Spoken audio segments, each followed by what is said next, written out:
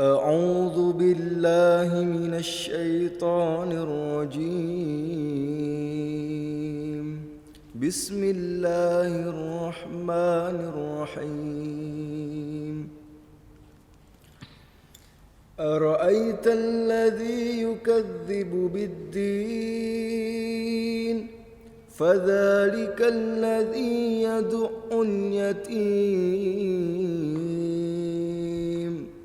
ولا يحض على طعام المسكين فويل للمصلين الذين هم عن صلاتهم ساهون الذين هم يراءون ويمنعون الماعون صدق الله العظيم. Al-Ma'un artinya adalah barang-barang yang berguna.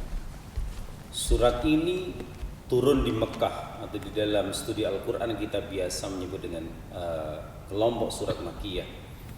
Diawali dengan bunyi ayat Ara'aital ladzi yukadzibu biddin.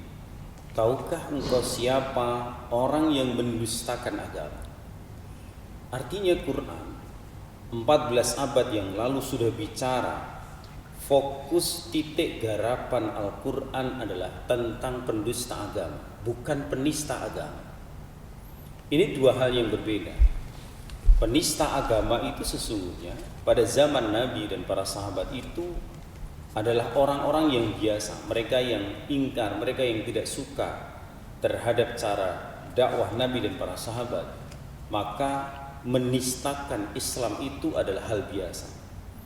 Dan biasanya respon Nabi dan para sahabat tidak langsung marah, apalagi kemudian memerangi mereka secara terus-menerus dalam tanda kutip perang sarvisi. Tetapi ketika yang dibicarakan Al-Quran adalah pendusta agama, ini sesuatu yang benar-benar diperangi oleh Rasulullah Muhammad SAW, sebagaimana firman yang ada di sini. Lalu setelah pertanyaan itu diajukan oleh Allah Subhanahu wa taala tentang pendusta agama, lalu ayat selanjutnya adalah bicara tentang apa kriteria para pendusta agama itu. Allah katakan dengan kata-kata fadzalikal ladzi yad'ul yatim. Mereka yang menghardik atau orang-orang yang tidak peduli terhadap anak-anak yatim. Kemudian dilanjutkan dengan kata wala yahuddu ala ta'amil miskin. Mereka yang tidak care, tidak memberi makan orang miskin, tidak bersedekah, tidak peduli pada tetangganya yang kekurangan sedangkan kita makan dengan enak. Hari ini kita mungkin jalan-jalan, kemudian makan di restoran yang mahal. Tetapi di satu sisi ada tetangga kita yang kekurangan makan, kelaparan. Mereka tidak mampu membeli makan meskipun hanya untuk satu hari. Nah, dalam posisi ketidakpedulian semacam itu, menurut surat Al-Ma'un, ini termasuk golongan orang yang mendustakan agama. Bahkan kemudian fawailul lil musallin. Bahkan Allah mengatakan celaka orang-orang yang sholat. Tentu ada maksud siapa yang dimaksud dengan orang-orang yang meskipun dia sholat tetapi Allah masih katakan sebagai kelompok orang yang celaka.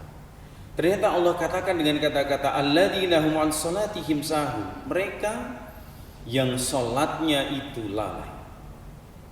Ada sebuah penjelasan menarik mengenai ayat ini ya.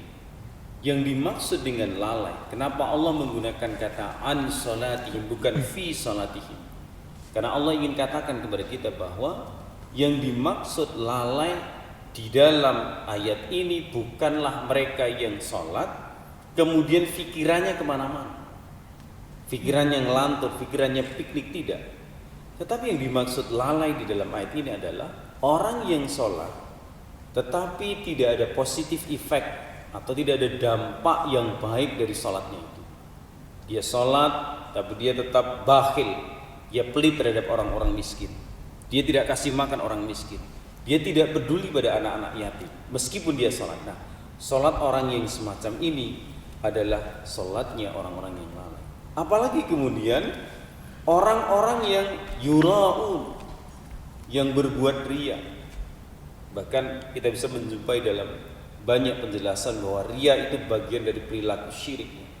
Artinya perbuatan yang dilakukan itu tidak semata-mata ikhlas karena Allah, tetapi sesungguhnya ditujukan untuk sebuah orientasi yang berbeda, agar dihormati, agar dikenang sebagai orang yang dermawan, agar dianggap sebagai manusia pemurah, agar dipandang sebagai orang yang kaya raya, lalu dia suka bagi-bagi.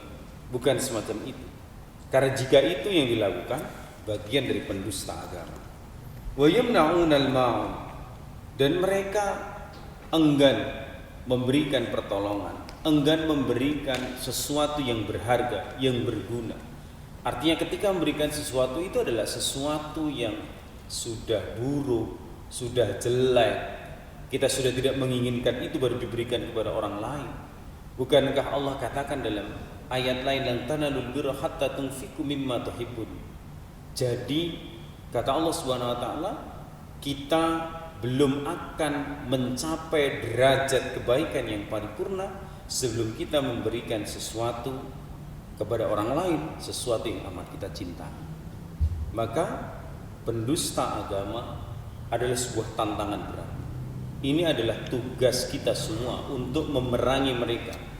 Jangan hanya berfokus pada para penista agama, tetapi orientasi dakwah kita adalah untuk memerangi mereka, para pendusta agama.